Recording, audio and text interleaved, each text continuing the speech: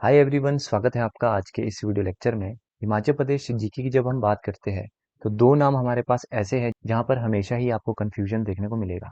और मेरी कोशिश यहां पर ये रहेगी कि आज के बाद आपको इन दो नाम में कंफ्यूजन देखने को ना मिले। तो आज की वीडियो में हम बात करने वाले हैं निकोलस रॉरिक और नोरा रिचर्ड्स की।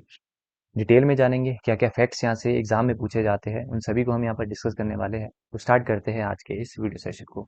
सबसे पहले यहाँ पर हम बात करेंगे निकोलस रॉरिक की। जैसे कि आप यहाँ पर देख पा रहे हैं, ये निकोलस रॉरिक हैं और दूसरी साइड आपको देखने को मिल रही है नोरा रिचर्ड्स। कईयों को तो मेल और फीमेल में भी कंफ्यूजन होता है कि निकोलस रॉरिक कौन है और नोरा रिचर्ड्स कौन है। आज के बाद आपको कोई भी कंफ्यूजन यहाँ पर देखने को नहीं मिलेगा। आपको इसी तरह से याद रहेगा कि जब स्टडीफाई हिमाचल ने इस टॉपिक को पढ़ाया था तो उन्होंने लेफ्ट साइड में रखा था निकोलस रॉरिक को और राइट साइड में किसकी बात की थी, नोरा रिचर्ड्स की। तो इसी तरह से आपने ये वाली जो इमेजेस है इसको अपने माइंड में बिठा लेना है कि लेफ्ट साइड में निकोलस रॉरिक है और राइट साइड में नोरा रिचर्ड्स।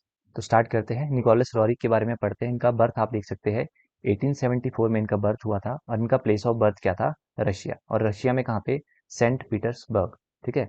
उसके बाद देखो, निकोलस रॉरिक कौन थे, ये एक पेंटर थे। ये पॉइंट आपको याद होना चाहिए। ठीक है। और इन्हीं के नाम पर ही रॉरिक आर्ट गैलरी भी आपको देखने को मिलती है नग्गर में। ठीक है। और नग्गर आपको कहाँ पे देखने को मिलता है, कुल्लू डिस्ट्रिक्ट में, यानी कि कुल्लू वैली में ये देखने को मिलता है। उसके बाद बात करते हैं नोरा रिचर्ड्स की। इनका डेट ऑफ बर्थ आप देख सकते हैं 1876 इनका डेट ऑफ बर्थ था और प्लेस ऑफ बर्थ क्या था इनका, आयरलैंड। नोरा रिचर्ड्स जो है, इनका हिमाचल प्रदेश के साथ किस तरह से जो लिंक है वो आपको देखने को मिलता है। तो इनका जो इनिशियल सेटलमेंट है वो 1925 में देखने को मिलता है।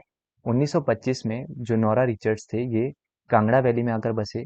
और अगर पर्टिकुलर बात करते हैं तो कौन सी विलेज में, बनूरी एक विलेज देखने को मिलता है कांगड़ा वैली में। और ठीक इसके 10 सालों के बाद ये मूव कर जाते हैं अंद्रेटा में। उसके बाद ये कहाँ पे रहने लगे, अंद्रेटा में। और अंद्रेटा में ही इनका रेजिडेंस आपको देखने को मिल जाता है।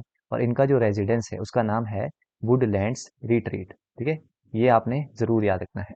और यहीं पर ही आपने याद रखना है, एक ओपन एयर थिएटर को भी इन्होंने बिल्ड किया है जिसको आप आज के टाइम में भी देख सकते हैं।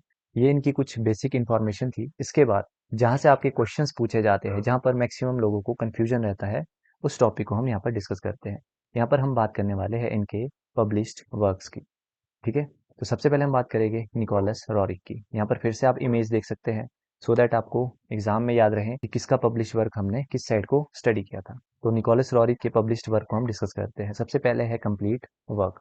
इनको इन्होंने पब्लिश किया था 1914 में। उसके बाद है फ्लावर्स ऑफ मोरियल, इसको पब्लिश किया गया था 1921। उसके बाद है अदामंत, इसको पब्लिश किया गया था 1925 में। उसके बाद है अल्ताई हिमालय, इसको पब्लिश किया गया था 1929। तो चार चार करके आपने इनको याद कर लेना है। ठीक है। तो चार चार के पेयर आपने बनाने हैं, उसके बाद इनको याद करना है। एक साथ कभी भी आपको याद नहीं होंगे। ठीक है। तो कंप्लीट वर्क हो गया, फ्लावर्स ऑफ मोरिया हो गया, अदामंत हो गया और अल्ताई हिमालय हो गया। तो ये चार आपको याद हो गए। उसके बाद नेक्स्ट चार का आपने ग्रुप बना लेना है। वो नेक्स्ट ग्रुप क्या है आपका, यहाँ से लेकर यहाँ तक। तो सबसे पहले है इसमें हार्ट ऑफ एशिया, पब्लिश कब किया गया था, 1929। अगला है शंभाला। ठीक है। उसके बाद है फायरी स्ट्रॉन्ग होल्ड। उसके बाद है गेट्स इनटू द फ्यूचर। तो ये चार आपने एक साथ याद करने हैं। उसके बाद बचते हैं हमारे पास तीन। उसमें एक है आपका ब्यूटीफुल यूनिटी, एक है Himalayas, the Adobe of light, यहाँ से आपका क्वेश्चन पूछा जाता है। उसके बाद है हिमावत, ये आपकी हाल ही में जो पीजीटी एग्जाम हुआ है वहां पर इससे क्वेश्चन पूछा गया था। इसका ईयर ऑफ पब्लिशिंग भी आपने याद रखना है। ठीक है। ये तीन आपने लास्ट में याद करने हैं। उसके बाद बात करते हैं नोरा रिचर्ड्स की। इनमें मेन है आपका, एक तो सती हो गया, ये तो आपको जरूर याद होना चाहिए। एक हो गया आपका फ्लावर मेकर। ठीक है। उसके बाद हो गया mayor brooms, drama in education. उसके बाद है हिस्टोरिकल प्लेलेट्स। उसके बाद हो गया एस भटनागर, ये भी इंपॉर्टेंट है। मदर अर्थ भी इंपॉर्टेंट है। ठीक है। विलेज प्ले भी इंपॉर्टेंट है। उसके बाद कंट्री लाइफ इंपॉर्टेंट है। बाकी आपने एग्जाम में जाने से पहले एक बार इनको गो थ्रू कर लेना है सो दैट अगर आपके पास ऑप्शन इस तरह के आए तो आप उनको निग्लेक्ट कर पाओ। उसके बाद आपको डेट ऑफ पब्लिशिंग भी यहाँ से याद रख लेनी है। मेन मेन आपने याद रखना है, जैसे कंट्री लाइफ 1970।